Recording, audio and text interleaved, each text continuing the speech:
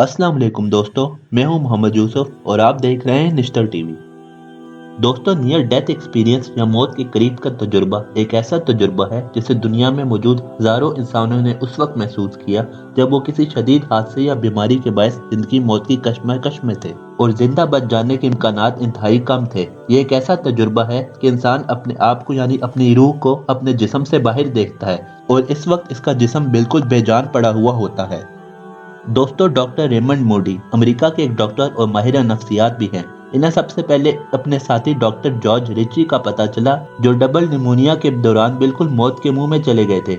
लेकिन फिर डॉक्टरों ने मसनूई रेस्पिरेशन वगैरह और आखिरी तरीके रिससिटेशन इस्तेमाल किए और इनकी जान बचाई। सेहत बहाल होने के बाद इन्हें डॉक्टर जॉर्ज रिची ने बताया कि जब इन्हें मुर्दा समझ लिया गया था तो उस वक्त उन्होंने कुछ अजीब व गरीब मनाजिर का मुशाहिदा किया। वक्त के साथ डॉक्टर मोदी को इस किस्म के चंद मजीद वाक़यात का इल्म हुआ तो उन्होंने ज़रूरी समझते हुए ऐसे लोगों से मुलाकातें शुरू की, यहाँ तक कि 150 अफराद से इंटरव्यू लेने के बाद आफ्टर लाइफ नामी किताब लिखी, जो 1975 में अमेरिका की सबसे ज़्यादा खरीदा जाने वाली किताब बनी और एक ही साल में इसकी 30 लाख कॉपियाँ फरोख्त हो गई।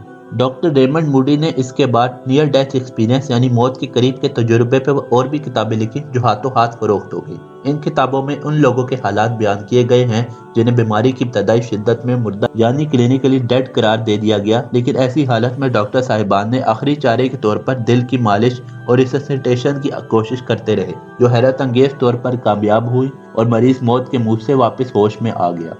डॉक्टर मोदी का कहना है कि जिन लोगों से इंटरव्यू किए वो मुख्तलिफ मज़ाहिब से ताल्लुक़ रखते थे और मुख्तलिफ जगहों के बाशिंदे थे। उनमें से हर एक ने अपनी नज़र आने वाली कैफियत को अपने तरीके पर बयान किया। किसी ने कोई बात कम की, किसी ने कोई बात ज़्यादा की, लेकिन बहैसियत मजमूई तौर पर जो मुश्तरक बातें की गई उनका खुलासा ये है कि एक शख्स मरने के करीब है, इसकी जिस्मानी हालत ऐसी हद पर पहुंच जाती है कि वो खुद सुनता है कि डॉक्टर ने उसका मुर्दा होने का ऐलान कर दिया है।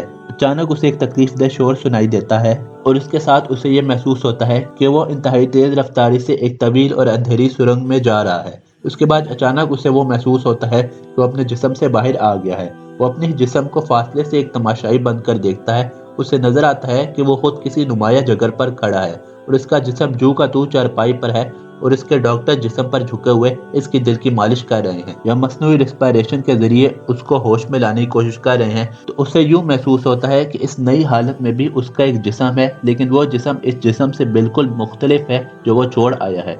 इसकी कैफियत भी मुख्तलिफ हैं और उसको जो कुव्वतें हासिल हैं वो कुछ और तरह की हैं। इसी हालत में कुछ देर बाद उसे अपने अजीज और दोस्त नजर आते हैं जो मर चुके होते हैं और फिर उसे एक नूरानी वजूद यानी बीइंग ऑफ लाइट नजर आता है जो उसे ये कहता है कि तुम अपनी जिंदगी का जायजा लो।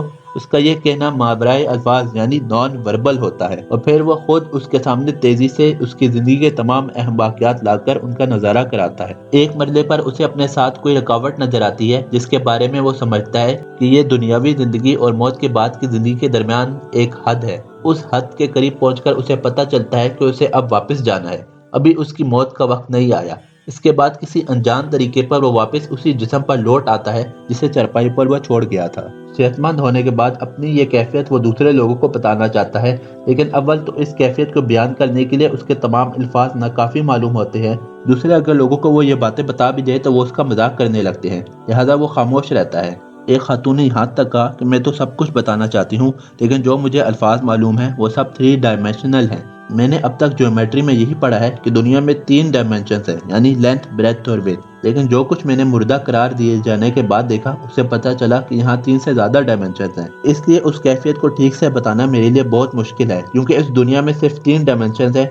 बहरहाल इन मुख्तलिफ अफराद ने जो कैफियत बयान की हैं वो इन सब पर मुत्तफिक हो गए हैं कि वो अपने जिस्म से अलग जरूर हुए थे। एक खातून जो दिल के दौरे की वजह से अस्पताल में दाखिल थी बयान करती है कि अचानक मुझे महसूस हुआ कि मेरा दिल धड़कना बंद हो गया है और मैं अपने जिस्म से फिसल कर बाहर निकल रही हूँ। पहले मैं फर्श पर पहुंची, फिर आहिस्ता आहिस्ता ऊपर उठने लगी, यहाँ तक कि मैं एक कागज के पुर्जे की तरह उड़ती हुई छत से जा लगी। वहाँ से मैं साफ देख रही थी कि मेरा जिस्म नीचे बिस्तर पर पड़ा हुआ था और डॉक्टर और नर्सें इस पर आखिरी कोशिश कर रही थी कि मेरी जान बचाई जा सके। मुझे तो एक नर्स की गुद्दी पीछे से नजर आ रही थी और इसके बाल मुझे अब तक याद है। फिर वो एक मशीन लाई जिससे मेरे सीने को झटके दिए गए और मैं अपने जिस्म को उछलता देख रही थी। जिस्म से बाहर आने की इस हालत को बाज़ अफराद ने इस तरह बयान किया कि हम एक ऐसे वजूद में आ गए थे जो जिस्म नहीं था, और बाज़ ने कहा कि वो भी एक जिस्म था जो दूसरों को देख सकता था मगर दूसरे उसे नहीं देख सकते थे। بوسوں نے یہ بھی کہا کہ اس حالت میں وقت ساکت ہو گیا تھا اور وہ یہ محسوس کر رہے تھے کہ وہ وقت کی قید سے آزاد ہو چکے ہیں۔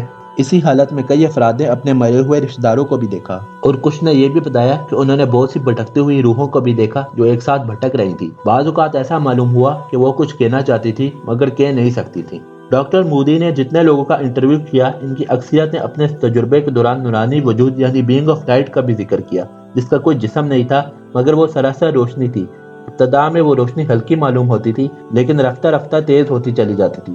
اس کے باوجود ان کی آنکھیں خیرہ نہیں ہوتی تھیں۔ بہت سے لوگوں نے بتایا کہ اس نورانی وجود نے ان سے کہا کہ تم اپنی زندگی کا جائزہ لو۔ یہ سب الفاظ کے ذریعے نہیں بلکہ خیالات کے ذریعے تھا جو ان میں منتقل ہو رہے تھے۔ بہت سے لوگوں نے یہ بھی بتایا کہ اس نورانی وجود نے ہم سے ہماری زندگی کے بارے میں سوال کیا کہ تمہارے پاس اپنی سابقہ زندگی میں مجھے دکھانے کے لیے کیا چیز ہے۔ پھر ان لوگوں کا بیان ہے کہ اس نورانی وجود نے ہماری سابقہ زندگی کے واقعات ایک ایک کر کے ہمیں دکھانے شروع کر دیے۔ ایک خاتون نے بتایا کہ مجھے اچانک ایسا لگا کہ میں اپنے بچپن کے بالکل ابتدائی دور میں پہنچ گئی ہوں اور پھر میری آج تک کی زندگی کے ہر سال کا نظارہ ایک ساتھ میرے سامنے آ گیا، اور وہ بھی اسی ترتیب سے جس ترتیب سے یہ سارے واقعات ہوئے تھے، اور یہ سب واقعات بالکل صاف نظر آ رہے تھے۔ یہ سارے مناظر بالکل تیزی سے میرے سامنے سے گزر رہے تھے لیکن پھر بھی اتنے آہستہ ضرور تھے کہ میں بخوبی ادراک کر سکتی تھی۔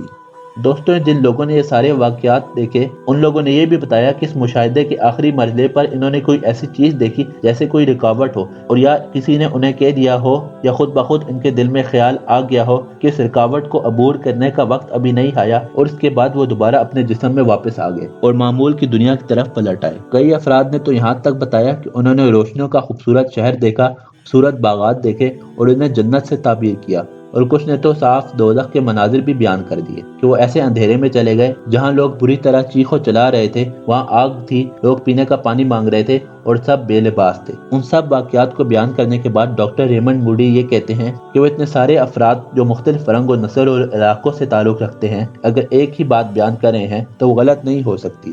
ڈاکٹر ریمنڈ موڈی نے تو یہاں تک کہہ دیا کہ ان سارے واقعات کو سن لینے کے بعد وہ اس نتیجے پر پہنچ چکے ہیں کہ موت کے بعد زندگی ضرور ہے۔ دوستو، اسلامی نقطہ نظر سے ہمیں یہ بات سمجھنی چاہیے کہ اللہ تعالیٰ موت کے وقت انسانوں کی روح قبض کر لیتا ہے، اور قرآن میں تو یہ بھی بتایا ہے کہ جو لوگ مرے نہیں ہوتے ان کی روحیں ان کی نیند کی حالت میں واپس لے لیتا ہے، اور پھر جن کی موت کا فیصلہ کر دیتا ہے ان کی روحیں روک لیتا ہے اور دوسری روحوں کو ایک مقرر وقت تک چھوڑ دیتا ہے۔ دوستو، زندگی نام ہی جسم اور روح کے تعلق کا ہے۔ جتنا یہ تعلق مضبوط ہوگا اتنی ہی زندگی نمایاں اور بھرپور ہوگی، اور جتنا تعلق کمزور ہو جائے گا زندگی کے آثار بھی اتنے ہی کمزور ہو جائیں گے۔ اسی وجہ سے نیند کی حالت میں انسان کے جسم اور روح کا تعلق اتنا کمزور پڑ جاتا ہے کہ آس پاس کی خبر نہیں ہوتی، اور نہ ہی وہ اپنے جسم کے اعضاء استعمال کرنے کی حالت میں ہوتا ہے۔ اور اسی نیند سے آگے کی ایک کیفیت بے ہوشی کی ہے کہ اس حالت میں روح اور جسم کا تعلق نیند کی حالت سے بھی زیادہ کمزور ہو جاتا ہے۔ یہی وجہ ہے کہ اس بے ہوشی کی حالت میں انسان کے جسم پر اگر تیر بھی چلائے جائے تو اسے تکلیف کا احساس نہیں ہوتا۔ بے ہوشی کی ایسی حالت سے فائدہ اٹھا کر اس پر بڑے بڑے آپریشنز کیے جاتے ہیں۔ دوستو، اس بے ہوشی کی حالت سے بھی آگے کی ایک کیفیت لوگوں پر بیماری کی صورت میں طاری ہوتی ہے جسے عام طور پر سکتہ کہا جاتا ہے۔ ایسی حالت میں زندگی کی تمام علامات ختم ہو جاتی ہیں، اور صرف عام آدمی ہی نہیں ڈاکٹر حضرات کو بھی زندگی ختم ہوتی معلوم ہوتی ہے۔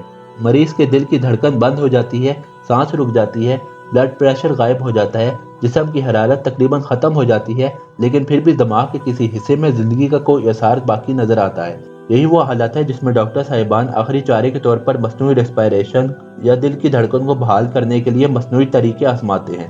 بعض افراد پر یہ طریقے کامیاب ہو جاتے ہیں اور مریض اس عمل کے بعد معمول کی زندگی کی طرف لوٹ آتا ہے، اور اس کے واپس آ جانے کے بعد یہ بات واضح ہوتی ہے کہ وہ ابھی تک مرا نہیں تھا اور اس کی روح بالکل جسم سے جدا نہیں ہوئی تھی۔ یہ زندگی کا کمزور ترین درجہ ہے جس میں روح کا تعلق انسان کے جسم کے ساتھ بالکل معمولی سا رہ جاتا ہے، اور پھر روح کا تعلق جسم سے جتنا کمزور ہوتا ہے اتنی ہی جسم کے قید سے آزاد ہوتی ہے۔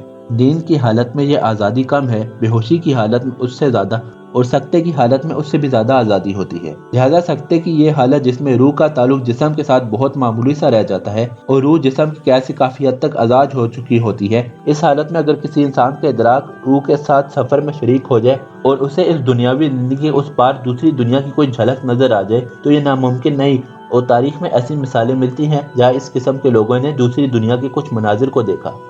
دوستوں، مجھے انتظار رہے گا کہ آپ اس بارے میں کیا رائے رکھتے ہیں۔ اپنی رائے کو نیچے کمنٹ سیکشن میں بتانا مت بھولیے گا، اور ہمارے اس چینل نشتر ٹی وی کو سبسکرائب کریں اور آگے دوستوں کے ساتھ ویڈیو شیئر کریں تاکہ معلومات میں مزید اضافہ ہو سکے۔